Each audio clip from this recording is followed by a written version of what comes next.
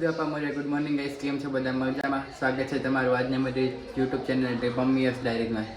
આજે તો જીજુ અમદાવાદ જવાના છે એમના ઘરે. એમને ઘણું કીધું કે તમે રોકાઈ જાઓ, પણ એમને થોડું કામ આવી ગયું એટલે એમને જવું પડે એમ છે. તો ગાઈસ, આ ધનતેરસમાં અમે લોકોએ સોનાનો દેડકો લીધો, પણ તમને બતાવ્યો નહોતો. આજે અમે રિવીલ કર્યો.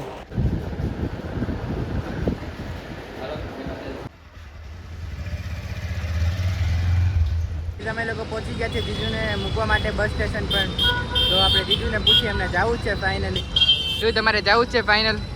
જવું પડશે ને, થોડાક ડાયરા બાયરા ને એવું કરીએ. શું કેવું તમારું? હા, એ વાત હતી તમારી. કઈ જીજુની બસ આવી ગઈ, જીજુ જાય છે હવે. જય માતાજી.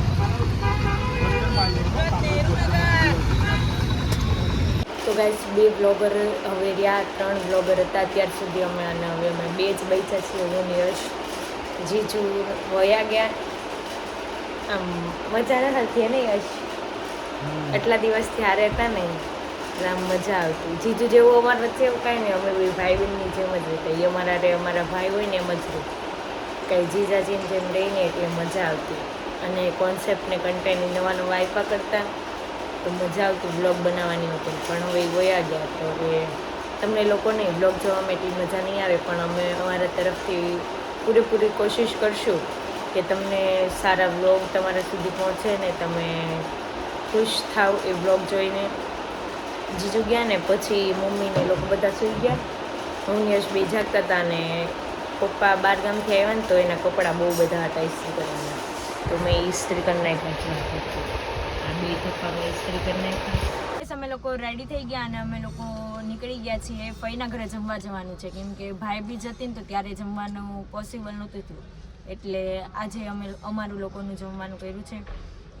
મમ્મીને લોકો વયા ગયા છે વહેલા, કેમ કે આ પેલું દિવાળીનું બેસવા જવાનું ને બધાને ઘરે બાકી હતું ને ત્યાં, એટલે અમે લોકો બાન દાદાને લેવા આવ્યા છીએ અને ત્યાંથી નીકળી જશું ફઈના ઘરે.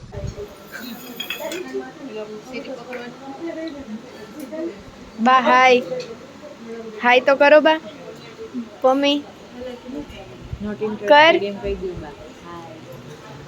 ભાભી તને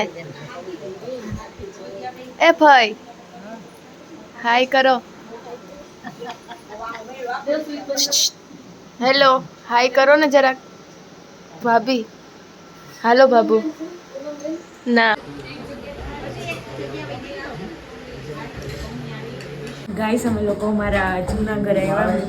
આમ જ્યારે નાના હતા ને ત્યારે અહીંયા છે ને, અહીંયા દોસ્તો ને બધું લઈને બેઠતા ને પછી ફટાકડા ફોડતા. કેટલા વર્ષો પછી અહીંયા આ ઘરે આવ્યા. નાનપણની બધી યાદ છે ને અહીંયા હતી અમારી બધી. ફટાકડા ફોડતા, અને આ પાઇટ અમારી ફેવરેટ હતી. અમે હિંચકા ખાતા, બહુ હિંચકા ખાતા. અહીંયા દોરી હતી. બધા હમણાં બધા ભાઈ બહેન હતા ને, અમે 2 જતા અને આવી રીતના હિંચકા ખાતા. નહીં, બહુ મજા આવતી.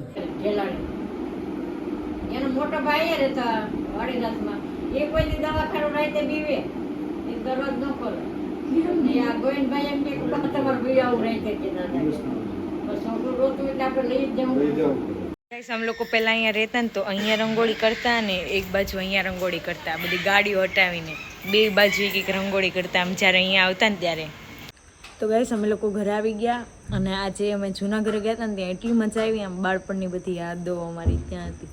અમે પહેલાં અમદાવાદ રહેતા ને તો ત્યાંથી અમે આવતા અહીંયા સુરત, ફૂલ ફેમિલી આવતા. બાન દાદા અહીંયા રહેતા અને અમે કાકાને બધા ત્યાં રહેતા અમદાવાદ. તો આવતા ને તો દિવાળી અહીંયા અમે સેલિબ્રેટ કરતા. એટલી મજા આવતી ને, રંગોળી ને ફટાકડા. પેલા આપણે નાના આવે ને રોલવાળા, એ અમે દોસ્તોને સાણસીને બધું લઈને બેસી જતા, એનાથી ફોડતા અમે, અને પછી ધાબે જતા. આમ ઘણા ટાઈમ પછી હું ગઈ ત્યાં, એટલે બહુ મજા આવી. અને બા દાદા જોડે વાતો કરીને આમ કંઈક અલગ જ વાઇબ આવી. મળી એક નવા બ્લોગની સાથે. ત્યાં સુધી બાય બાય, ટેક કેર.